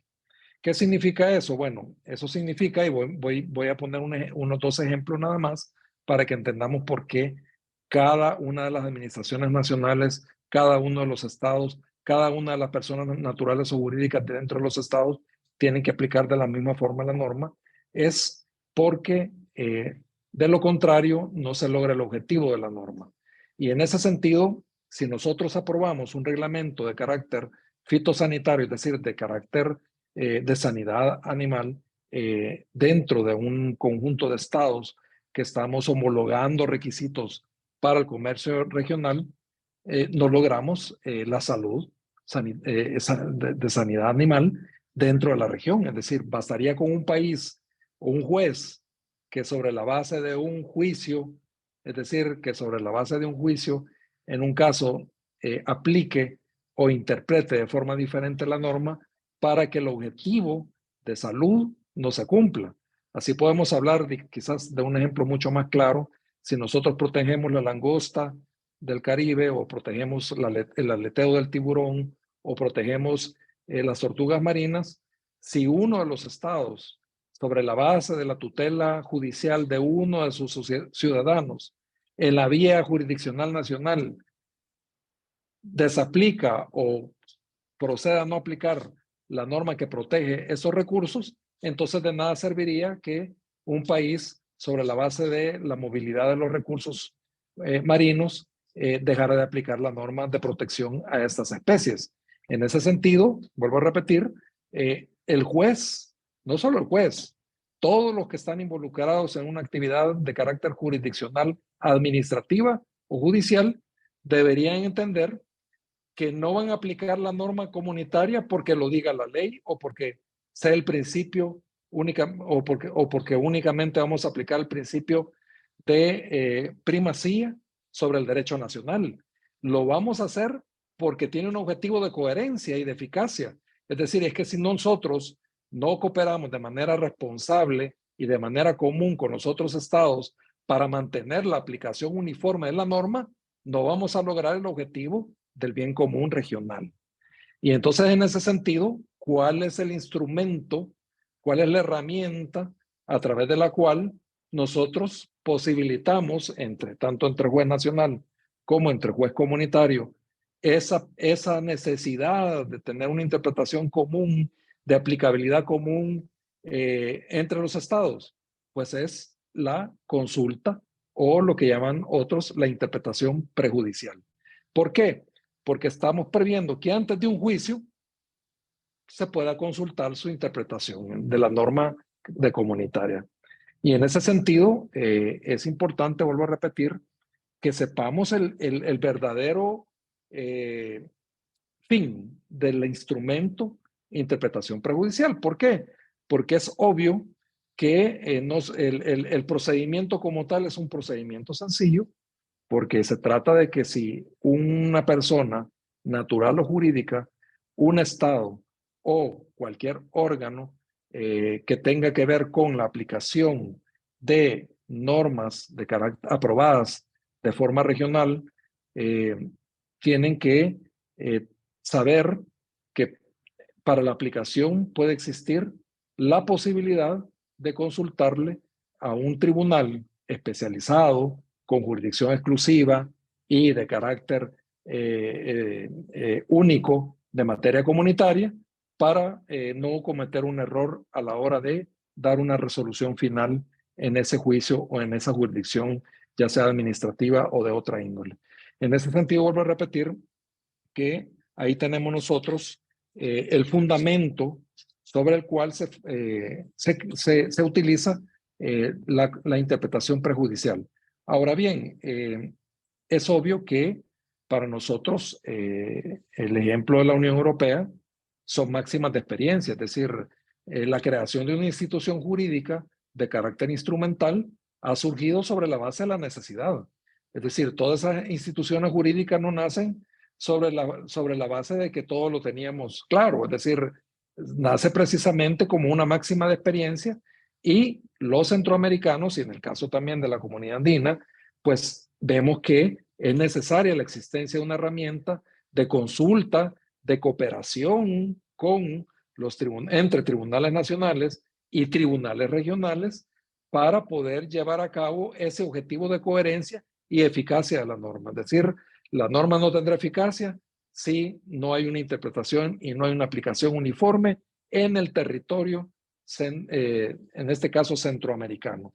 Yo le copio una frase que utiliza mucho Alejandro, que dice, es que la normativa se aprueba de manera concentrada y se aplica de forma desconcentrada, por supuesto. Es decir, eso nos hace que tengamos una herramienta, nos hace necesario que tengamos una herramienta como lo es la consulta prejudicial y un tribunal que, teniendo autonomía y teniendo independencia dentro de una comunidad de derecho regional, puede interpretar de manera uniforme ese derecho. Entonces, vuelvo a repetir, si las normas de integración son aplicadas por personas naturales, por personas jurídicas, por administraciones nacionales, llámese aduanas, impuestos internos, direcciones de salud, direcciones sanitarias de los países, etcétera, todos tienen que tener esa posibilidad de tener una consulta. Entonces, en el caso del SICA no hablamos solamente de una consulta prejudicial o una interpretación prejudicial. En el caso del SICA, prácticamente tenemos la consulta de todos los actores del proceso. Es decir, pueden consultar, en ese caso ya no se le llama consulta prejudicial, sino que se le llama consulta de carácter ilustrativa. Pueden consultar cualquier persona interesada, puede consultar cualquier persona natural o jurídica que tenga que ver con la aplicación del derecho comunitario.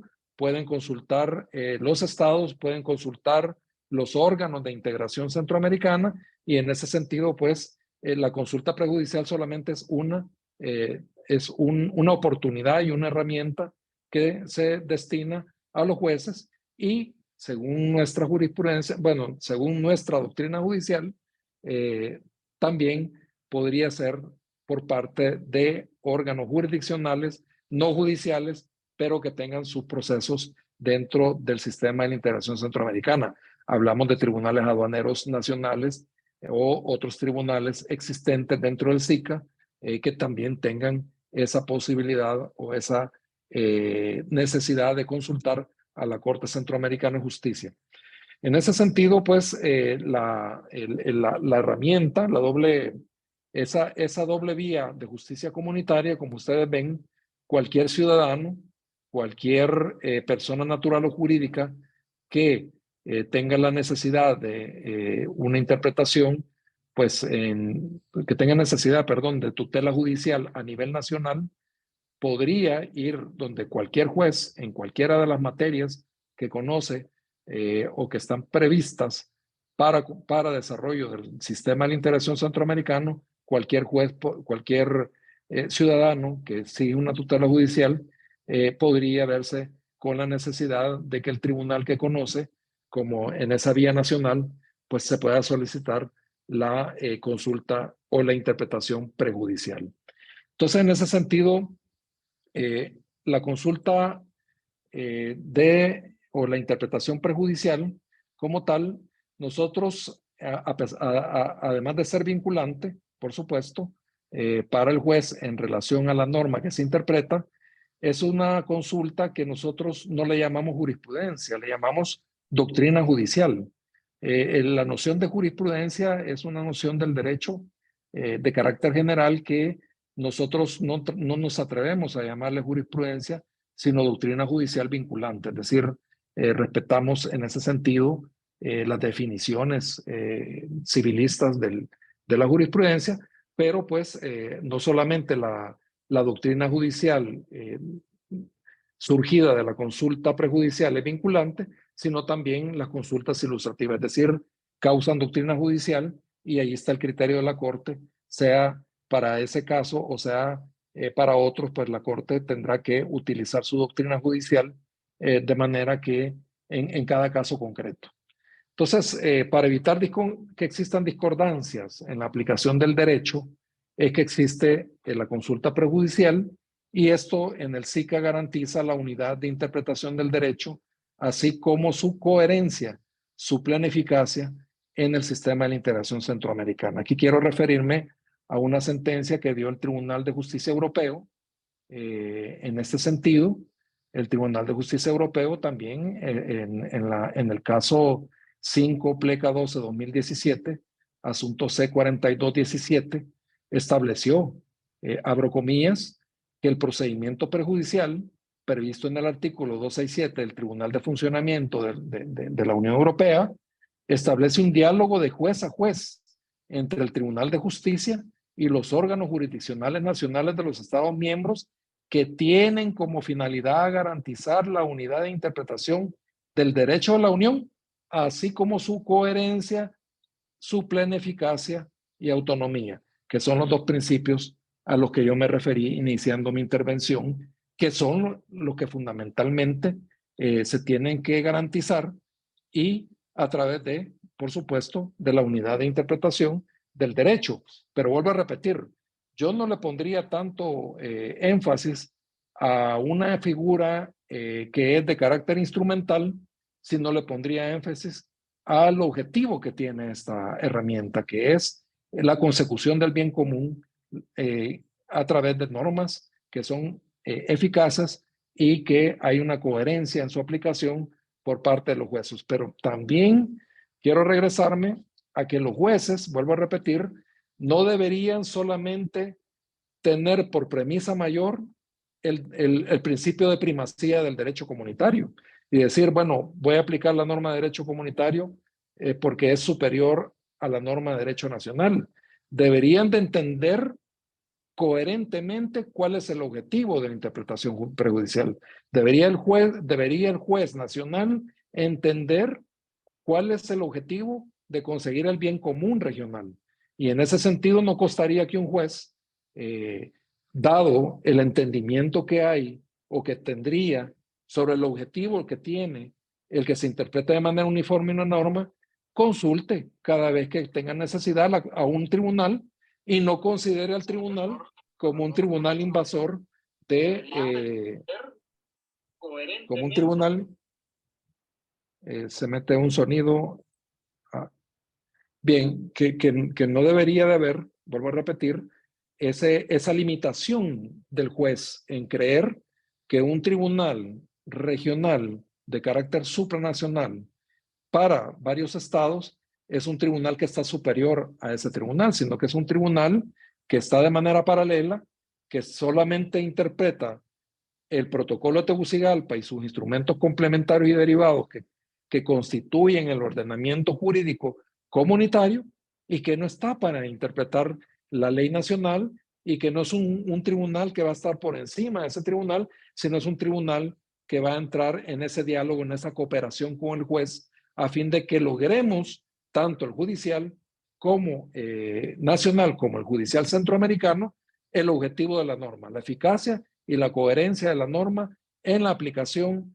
en cada uno de los estados donde aplica el derecho comunitario. Entonces, vuelvo a repetir, es importante que nosotros tengamos esta premisa mayor, porque de esa manera no se va a malutilizar el mecanismo.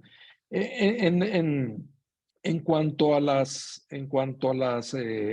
algunas cuestiones generales, en el caso del SICA, en el caso de la Corte Centroamericana, sobre el mecanismo de consulta prejudicial, quiero decirles igual que nosotros pues estamos dispuestos, aunque no ha llegado el caso, también de resolver consultas de tribunales administrativos, si así lo decimos en la doctrina judicial, con competencia jurisdiccional administrativa y no solamente judicial. En cuanto a los efectos jurídicos, pues ya sabemos que es obligatorio, es hacia adelante la aplicación. Nosotros pues tampoco interpretamos normas nacionales, y además de eso, la cuestión prejudicial puede solicitarla no solamente un juez de primera instancia, sino también la Corte Suprema de Justicia o la Corte Constitucional o Sala Constitucional de los países miembros del sistema de la integración centroamericana, que en este caso son 8 estados, es decir, contando desde Belice, Guatemala, El Salvador, Honduras, Nicaragua, Costa Rica, Panamá y República Dominicana. No todos los países forman parte en este momento de la Corte Centroamericana de Justicia, solamente 4 países han ratificado, pero cuando se suscribió el convenio de estatuto de la Corte Centroamericana de Justicia, participaron los 6 estados que en ese momento eran miembros y decidieron poner en vigencia el tribunal con 3 estados, que era la misma suerte que corrió el protocolo de Tegucigalpa. En ese sentido, la Corte o el tribunal está vigente para todos los estados y es así que hemos recibido consultas, no solamente de El Salvador, Nicaragua, Costa Rica, Honduras y Guatemala, sino que también hemos recibido consultas de Panamá, entre otros de los estados miembros que no teniendo sus magistrados, han consultado a la Corte Centroamericana de Justicia. Yo pues además de eso, quiero referirme a la mala utilización, porque esta es una clase y yo creo que nuestro deber como docentes no solamente es expositiva, también es de crítica misma a la herramienta, porque no debemos dejar de considerar que los tribunales regionales son tribunales que tienen mucha capacidad de, en cada caso concreto, definir su competencia. Y en ese sentido hay mucha utilización de mecanismos disuasivos de admisión de consultas. Es decir, no podemos negar el poder que tiene un tribunal que cuando tiene toda la posibilidad de decir, esta puedo contestarla y esta no. Y eso pues es algo que en Puerto España, Haití, los tribunales regionales, tanto la Comunidad Andina como el Tribunal de Justicia del CARICOM, SICA y otros, nos reunimos, la Corte Interamericana de Derechos Humanos, nos reunimos como tribunales regionales y nos autocriticábamos. Es decir, es cierto que hay una mala utilización en la admisión, en poner requisitos de admisión a este tipo de consultas.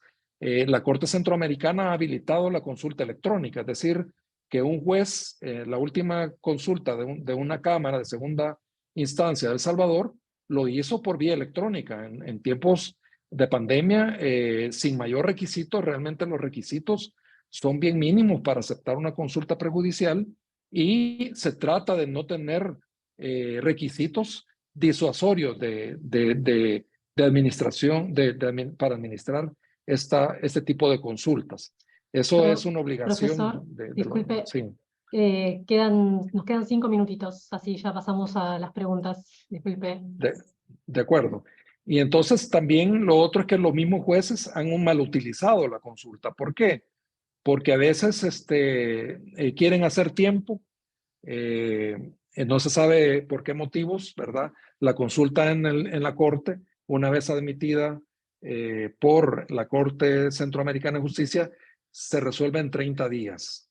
Y en 30 días naturales, es decir, y eso nosotros lo cumplimos. Sin embargo, a veces lo resolvemos en una semana, porque a veces nos caen unas consultas que son consultas bombas, o consultas trampas, le llamamos nosotros, porque realmente lo que a veces quieren, sobre la base de principio de primacía, decir, como en el Tribunal Aduanero Nacional no existe el delito tributario tal, entonces si nacionalmente existe, entonces no deberíamos de proceder a un juicio por una infracción penal nacional. Es decir, son cosas que no deberían ni consultarlas. Es decir, si no está regulado en el SICA, pues no procede una consulta de esta naturaleza.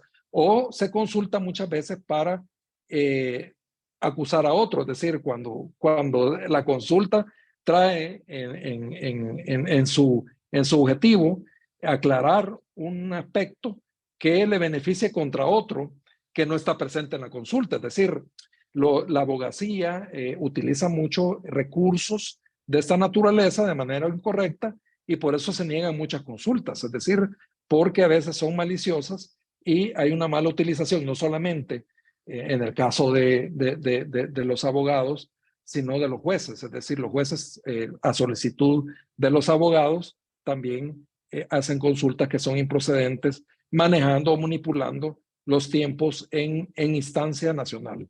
Como ustedes saben, esto se puede dar y es una de las críticas de la consulta prejudicial. Por último, quiero referirme que uno de los esfuerzos que ha hecho la Corte Centroamericana de Justicia para poder lograr que se consulte de manera vinculante, aunque no lo dice como lo dice el 267 del Tratado de Funcionamiento de la Unión Europea, nuestra disposición no es tan clara de que la consulta sea vinculante en todos los casos nacionales. Si nosotros hemos circulado un instructivo que explica el objetivo de la consulta a todos los jueces centroamericanos, la ayuda que nosotros podemos hacer para la interpretación uniforme del derecho, el objetivo que tiene de alguna manera esta herramienta, y nos ponemos a la orden de todos los juzgados para que ellos consulten. No obstante, como decían los otros expositores, las consultas son pocas, no solamente porque no solo la Corte Centroamericana tiene esa función de interpretación, la tiene también la Secretaría de Integración Económica a través de un centro de solución de controversias donde prácticamente todos los conflictos comerciales se resuelven vía interpretación inicialmente, pero bueno, nosotros tenemos la interpretación final de carácter vinculante, aunque reconocemos que para la facilitación en la interpretación de los tratados puede haber interpretaciones administrativas. Entonces, en ese sentido, pues yo me quedaría acá dándoles algún agregado distinto al de los expositores anteriores sobre la consulta prejudicial. Muchas gracias. Muchas gracias, Bueno, sí. César. Brenda, si me permitís un segundo, quería comentarles que el magistrado Hugo Gómez Apac, por compromisos asumidos previamente, debe retirarse en unos minutos. Así que, Brenda, yo te pediría que le puedas dirigir a él las primeras preguntas, a ver si en un tiempo resumido, que es lo que le queda a él, nos puede responder las inquietudes. Bueno, sí, a ver. Sí, sí. No, pensé que había apagado el micrófono. Bueno, tenemos una pregunta que dice, ¿es posible que futuros conflictos entre las normas del Mercosur y las normas andinas lleguen al Tribunal de Justicia de la Comunidad Andina luego de la adhesión de Bolivia al Mercosur? No, no. La adhesión eventual de Bolivia al Mercosur no tiene una incidencia respecto a la solicitud de interpretación prejudicial que se tengan que hacer las autoridades bolivianas por formar parte de la comunidad andina. No sé exactamente cómo va a ser esa adhesión de Bolivia, pero Bolivia, los jueces, en este momento hay un derecho andino sobre Bolivia. Y los jueces y autoridades administrativas bolivianas están aplicando normas tributarias de minería ilegal, de propiedad intelectual del derecho andino. Y cuando tengan que resolver la controversia aplicando ese derecho andino, no las normas de Mercosur, sino este derecho andino, van a tener que solicitar interpretación prejudicial al Tribunal Andino. Posiblemente la pregunta va a ser si la propia Bolivia va a tener los dos ordenamientos jurídicos, si va a tener, por ejemplo, no sé, pues, si algunas normas, por ejemplo, alguna vez estuve revisando con Alejandro una de las normas de propiedad intelectual que se han aprobado en el Mercosur, que ninguna estaba vigente. Los países la habían aprobado, pero ninguna estaba vigente. Pero ¿qué pasaría si alguna entrara en vigencia y Bolivia en el futuro estuviera plenamente integrada? Ahí va a ser sí un problema si es que la autoridad boliviana, ¿cuál va a ser la norma que va a aplicar? Porque si aplica para resolver una controversia del derecho andino, va a solicitar interpretación prejudicial, obviamente, al Tribunal Andino. Gracias, Hugo. No sé si tienes tiempo para una pregunta más, Hugo. Una Perfecto. más. Bien, ¿existen casos concretos en los cuales un país miembro haya sido condenado por el tribunal por incumplimiento en virtud de que un órgano jurisdiccional nacional no elevó la interpretación prejudicial estando obligado a hacerlo, o por no haber aplicado el juez la sentencia del tribunal? Sí, la ha habido precisamente vinculado a esta noción de el árbitro como juez nacional. O sea, fue un caso de arbitraje que se siguió en Colombia, donde la acción de nulidad va al Consejo de Estado. Y ahí lo que se planteó fue que debió solicitarse interpretación prejudicial ante el Tribunal Andino de Justicia. La primera postura que tuvo el Consejo de Estado fue que no.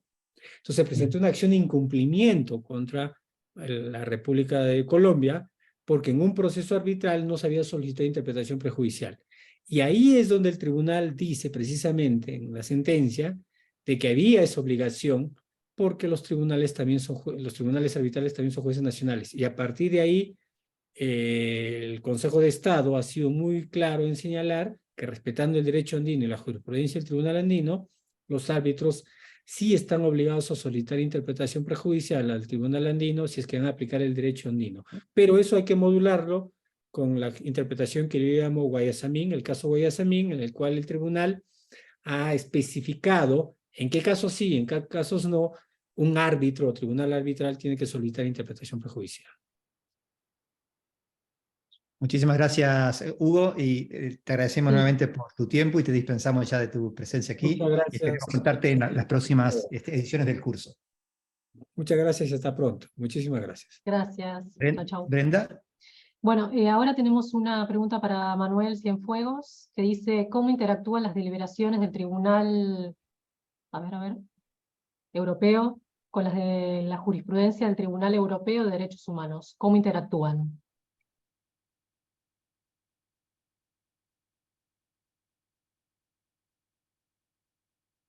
Está muteado, ahí está. Sí. Ahora ya no. Esta pregunta es imposible de contestar en pocas palabras, porque precisamente la interacción a nivel europeo llamamos del diálogo entre órganos judiciales supremos, pues este diálogo entre el Tribunal Europeo y el Tribunal de Justicia todavía no ha acabado de asentar sus bases, porque todavía la Unión Europea no es parte del Convenio Europeo de Derechos Humanos. Cuando lo sea, entonces seguramente se aplicará un protocolo 16 modificado en que deberá establecer en qué condiciones el Tribunal de Justicia debe plantear pues consulta ante el Tribunal Europeo y en qué casos quedaría vinculado por esa interpretación. Pero es un tema complejo que de momento se resuelve sobre la base de frecuente la jurisprudencia comunitaria, citar sentencias del Tribunal Europeo cuando resuelve temas relativos a derechos fundamentales y al revés, el Tribunal Europeo con frecuencia, no tanto, pero bueno, también lo hace, cita resoluciones del Tribunal de Justicia para que se vea pues, que entre ellos dialogan para intentar resolver los conflictos. Es un tema complejo porque, como el que hay entre los tribunales constitucionales y el Tribunal de Justicia, porque cada uno de estos órganos es órgano supremo en su ámbito competencial. El Tribunal Constitucional en relación con la Constitución Nacional y, por tanto, con sus derechos fundamentales, el Tribunal Europeo en relación con la Convención Europea de Derechos Humanos y el Tribunal de Justicia en relación con el derecho de la Unión Europea, que tiene hoy en día una Carta de Derechos Fundamentales. Y claro, cuando tienes tres tribunales que reivindican su primacía en un ámbito concreto, como pueden ser los derechos fundamentales, pues hay que buscar cauces alternativos de entendimiento que van más allá de lo puramente jurídico. Muchas gracias, Manuel. Me había pedido la palabra César para hacer una acotación sobre este punto. Luego tenemos una pregunta también para César. César.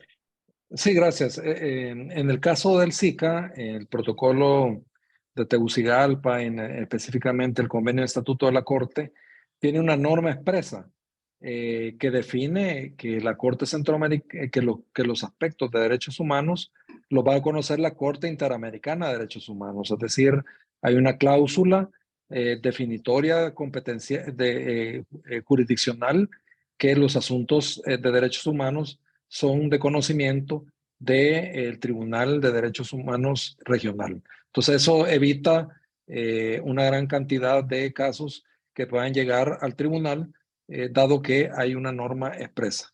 Solamente. Bien, César, tenemos una pregunta. ¿Por qué considera usted que, a diferencia de la Unión Europea o la Comunidad Andina, en el SICA los jueces nacionales no suelen plantear cuestiones prejudiciales de forma más regular y numerosa.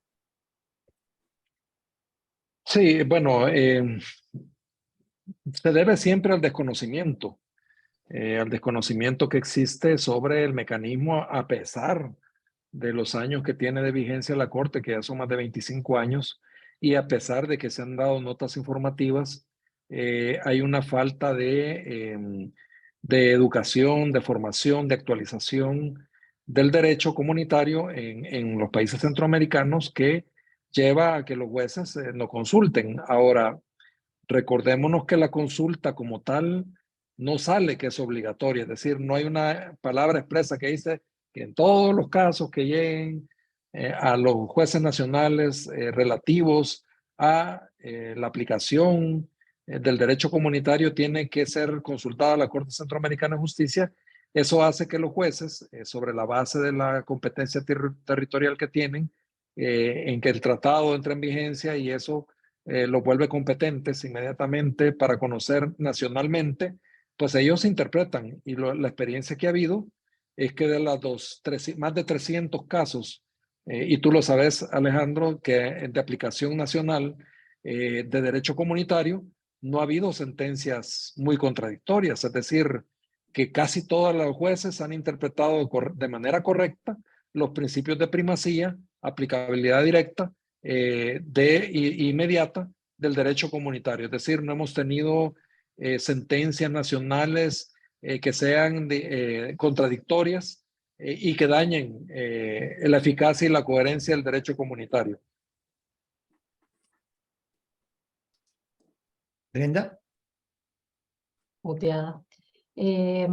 Sí, tenemos una para Manuel, para el profesor Manuel. ¿En qué norma del Tratado de Funcionamiento de la Unión Europea o en su defecto, de dónde surge que la respuesta del tribunal a las cuestiones prejudiciales sean obligatorias para el juez consultante? En estos momentos está regulado en el reglamento de procedimiento del tribunal. Anteriormente, el Tribunal de Justicia ya había declarado en un asunto da Costa del año 63-64 del siglo pasado que su interpretación o su declaración de invalidez era vinculante y luego lo ha repetido en su jurisprudencia a lo largo del tiempo. En este momento, no sé si es el artículo entre el 90 y el 100 del reglamento de procedimiento lo establece y es aceptado. De hecho, no se discute esto, yo no sé, cuando yo ya hacía la tesis doctoral, era un tema que decían, bueno, ¿dónde está la base jurídica? En aquella época el reglamento de procedimiento lo que decía es que las sentencias del Tribunal de Justicia eran firmes, porque no cabe recurso de revisión contra ellas. Hoy en día te dice que son obligatorias y también te dice que los autos también son vinculantes.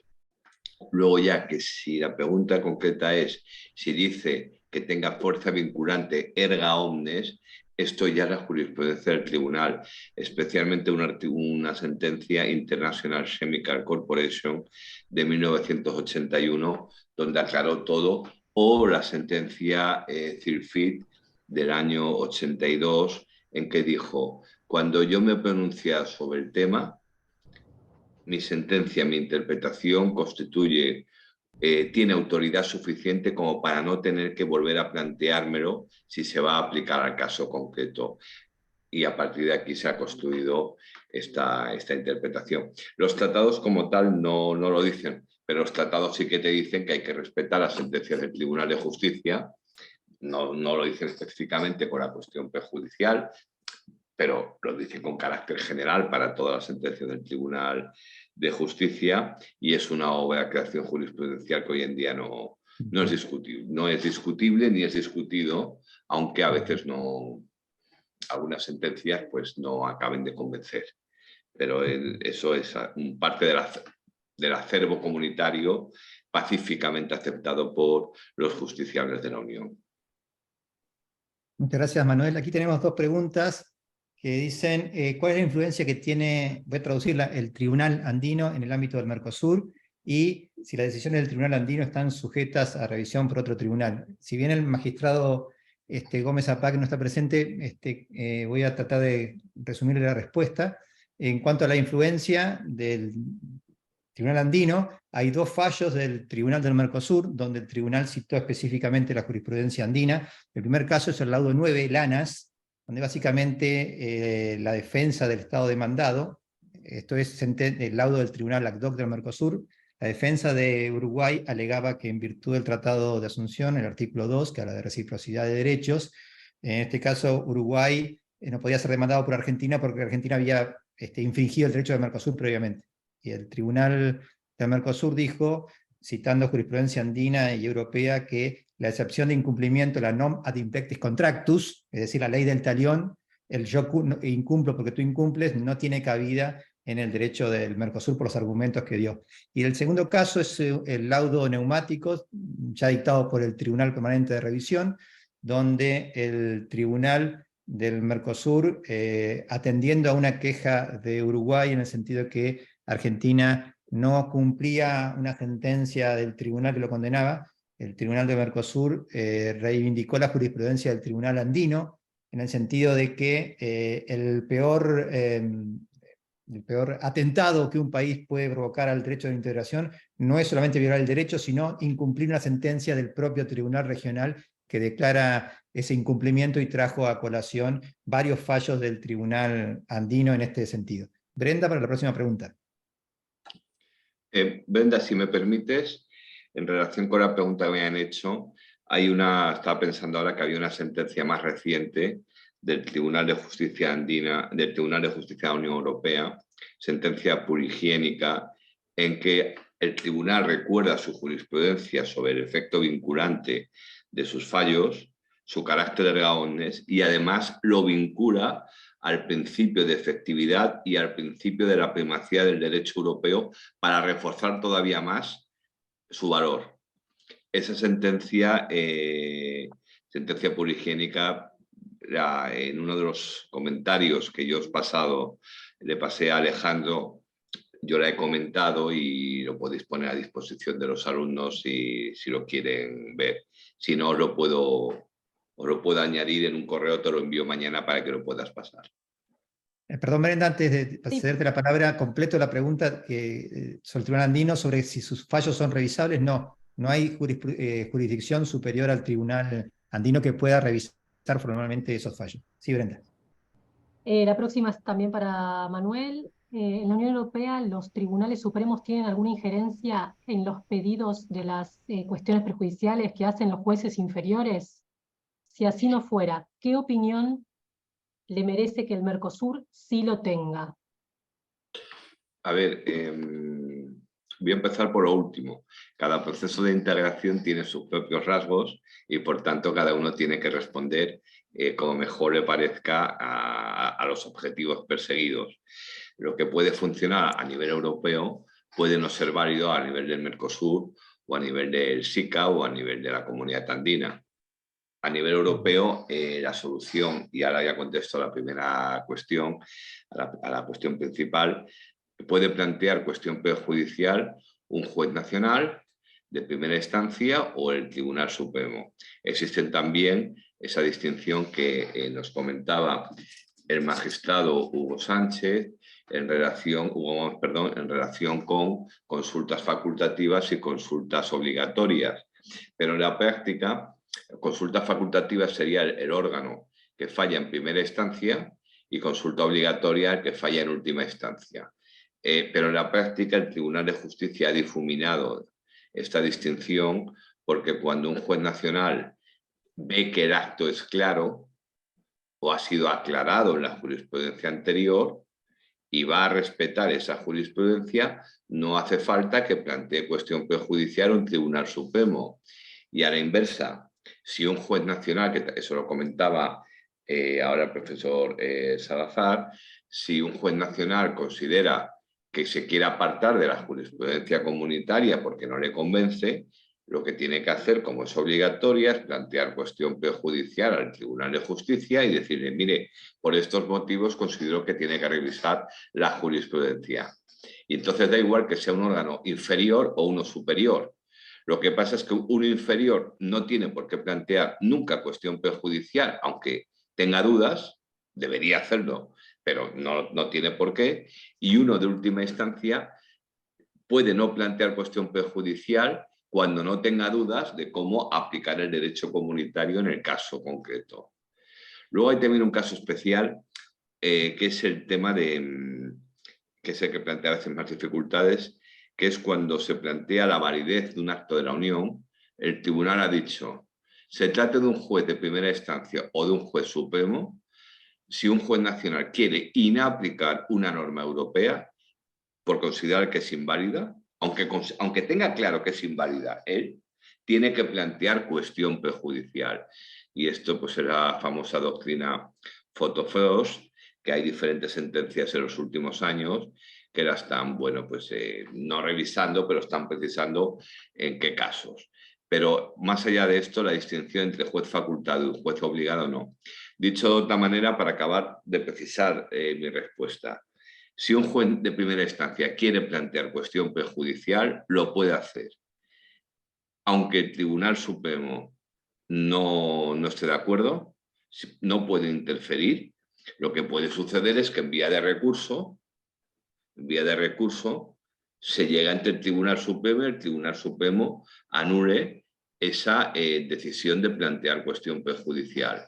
Pero precisamente ese caso que os comentaba hace un momento, la sentencia purihigiénica del año 2016, planteaba una situación de este tipo. El Consejo de Estado italiano tiene, según el derecho italiano, es el órgano supremo en materia contenciosa administrativa y sus criterios jurisprudenciales son vinculantes para las jurisdicciones inferiores.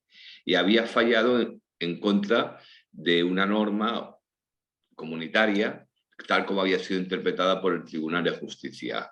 Y un juez inferior del orden contencioso lo planteó ante el Tribunal de Justicia, y el Tribunal de Justicia dijo que el juez nacional puede dejar inaplicada cualquier jurisprudencia nacional, aunque sea superior, cuando afecte a un tema europeo, porque cuando afecta a temas europeos, la última palabra la tiene el Tribunal de Justicia de la Unión Europea. Por tanto, a veces se utiliza la cuestión prejudicial para sortear, para saltarse al Tribunal Supremo del país y intentar que el derecho europeo prevalezca por encima del nacional. No son normales estos casos, pero sí que ha habido supuestos en España, por ejemplo, en los últimos años, en materia de protección de consumidores, en que se ha utilizado la cuestión prejudicial por parte de jueces inferiores para intentar que el Tribunal de Justicia confirme otra visión del derecho europeo distinta a la que había dado el Tribunal Nacional, y por tanto, no tener que aplicar la jurisprudencia nacional que existiera sobre el derecho europeo. No debe haber interferencia, se puede plantear cuestión prejudicial, pero las partes del proceso interno pueden plantear un recurso ante el Tribunal Superior. Que lo estimen o no ya dependerá.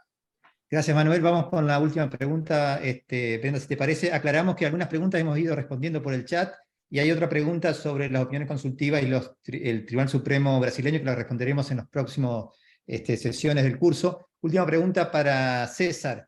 En el caso del sistema centroamericano, ¿quiénes son los entes administrativos que pueden resolver las consultas y qué valor tiene para la posterior aplicación? ¿No hay contradicciones con la Corte Centroamericana? La última parte me parece un poco confusa, pero César.